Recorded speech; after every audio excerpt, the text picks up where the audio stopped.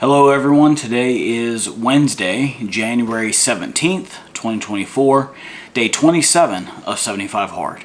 I'm pleased to announce that my wife and I each, quite early today actually, have completed our 5 critical tasks. We have maintained our diet, no wheat of any kind or alcohol or any processed foods, and no foods that say that they have more than 2 grams of added sugar per serving. That allows us to eat peanut butter, which I realize by itself is a processed food, but you know what I mean. No junk, all right? We're not doing fast food, not doing anything like that, all right? We're only eating those things that could decompose on their own if left to themselves. There you go. We've maintained our diet. We've drunk more than a gallon of water each.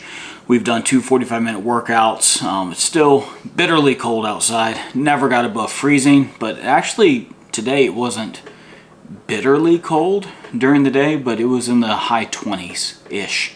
So we did a floor workout, a walk at home thing in the AM, and then in the afternoon we did our afternoon walk. And I did walk. I have not rucked today because I'm trying to give my foot a break. So without adding that extra, 35 pounds or whatever it is to my feet, it's already hard enough to walk through the snow and the ice. And so my foot has been feeling better the last couple days, that I haven't been doing 2 rucks per day, but we're still staying moving for 45 minutes. Twice a day, one of them at least outside. We have each read 10 pages or more in our books, and I actually finished my book, The E-Myth Manager, so I'll be talking about that in just a second. And 5th and finally, we've each taken a progress picture, so should be seeing that up on the screen. Yes, I did finish the E-Myth Manager today. For those of you who don't know, have never heard of the E-Myth books, the E-Myth is defined on the back, and this is not the first book in the series. This is maybe the 3rd or 4th. I'm not really for sure. This was published in 1998. Maybe it's the 5th book. This paperback edition looks like 2004 is when this one came into print here. But anyway, the E-Myth is the entrepreneurial myth. The myth that most people who start small businesses are entrepreneurs. All right? That is a myth. Most people start small businesses are technicians. Let me explain. The second part of the definition. The fatal assumption that an individual who understands the technical work of a business can successfully run a business that does that technical work. So the idea is, the reason why most small businesses fail is because someone who has the idea like, ooh, I like to bake things, let me start a bakery, and just because you can do the technical work of a business, that doesn't actually qualify you to run a business, because then you start to find out, oh my goodness, I am in charge of the finances, the budgeting, the marketing, paying rent, payroll, all this different stuff, legal things, all right, permits, paperwork, blah, blah, blah. And eventually you're doing so many other things beside the technical work that you love, that the thing that you actually love, you end up hating it because you have to do it. It's not fun anymore if you stop. Bills don't get paid. And so people fail at business because of this myth that they believe. They fail to understand what it takes to run a business. And I'm not saying that I do, all right? I own a leather business, all right? My wife and I operate that, but I'm still in the process of learning, all right? And I really appreciated this book. This is probably the 3rd book of his that I've read, and I've listened to a couple of seminars that he's done. And the basic idea of this, the manager aspect, he pretty much says it is impossible to manage people because people are unmanageable. And so the way that you make a small business work is you treat that small business like a big business, no matter what the size of it is. And instead of relying on people, on you, the technician, doing the technical skills, you implement systems. Systems are what do the work, to where you could plug any person into the system and they just follow your instructions, and you can get consistent, repeatable, high quality results. This is the idea behind franchises and chain companies. It is the most successful model of business that there is, that you and I are probably familiar with. And so this guy, Michael Gerber, I don't believe he's alive anymore, but his company helps small businesses implement systems that really start to take the pressure off of the individual who is running the business and the people running the business, and it's the systems that are constantly being refined. Okay, so as far as that relates to the manager, because you cannot manage people, the manager has to get in his mind that his area that he manages, he needs to think of it as though he is the CEO, as though he is the emperor that Michael Gerber talks about in here. It's his vision, all right? And he said most people make the mistake when they are in a management position, when they're overseeing other people. They believe that it is their sole purpose to implement the vision of the boss. He said first and foremost, the E-Myth manager needs to determine his own wants and desires and vision for his life, and consider the vision of the company as secondary. Once he figures out what he wants in his life, it's his job to find a company that aligns with his values. Otherwise, you're never living for yourself. You're always fulfilling someone else's hopes and dreams and aspirations.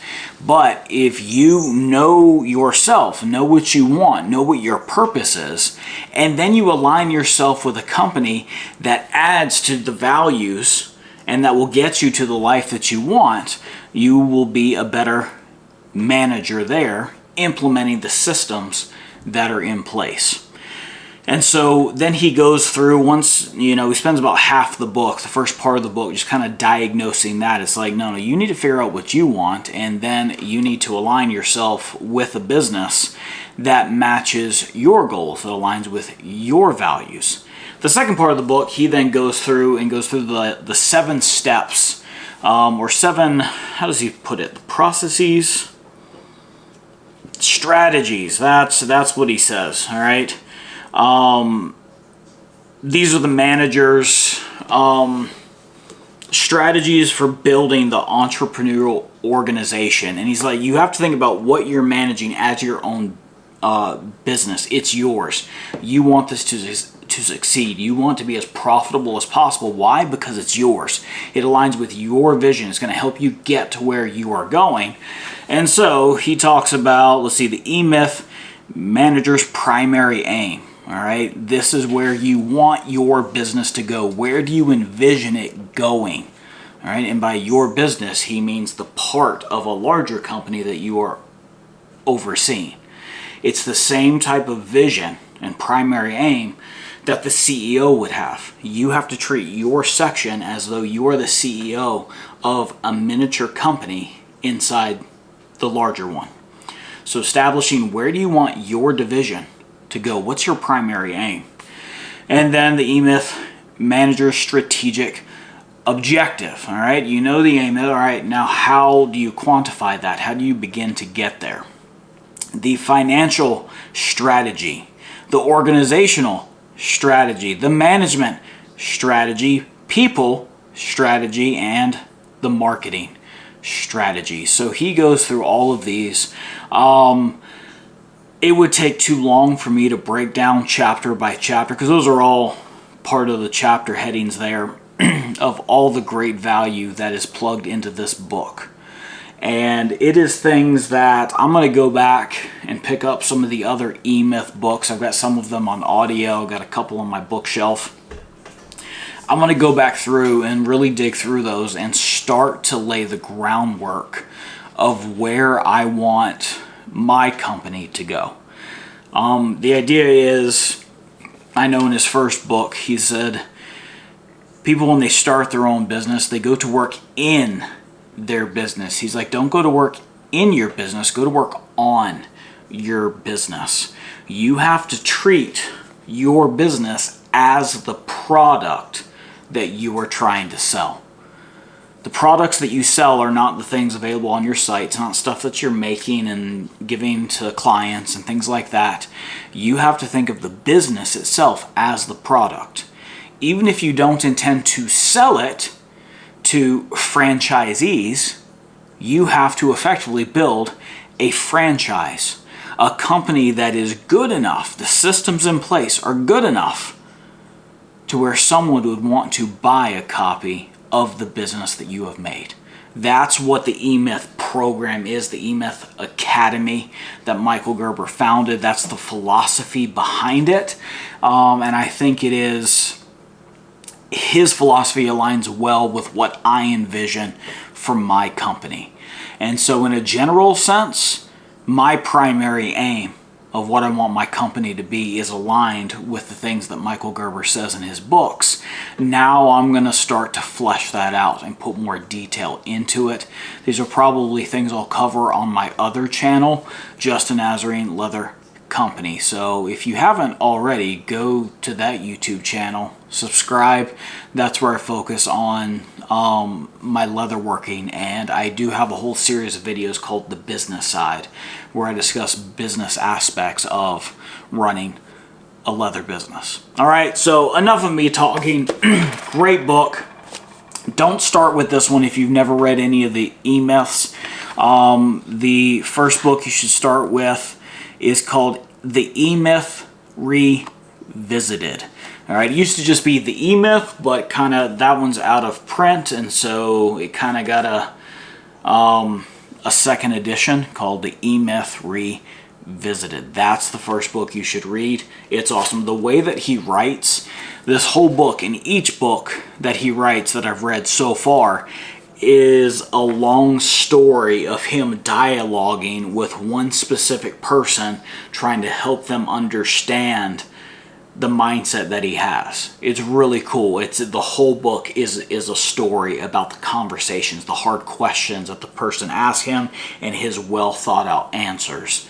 It's great. So I look back on the shelf behind me because as part of 75 Hard, I have to start a new book now that I'm done with this one. So I have had this one for a few years, never read it. It's a classic.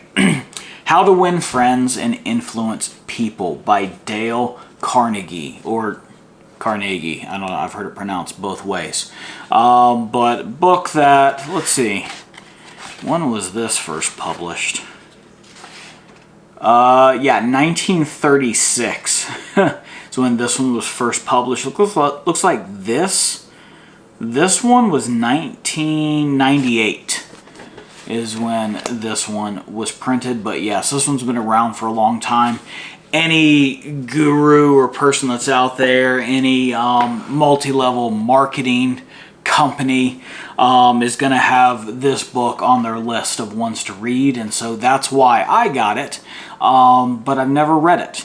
But it's very interesting how to win friends and influence people, thinking back to John Maxwell's book of Developing the Leader Within You 2.0.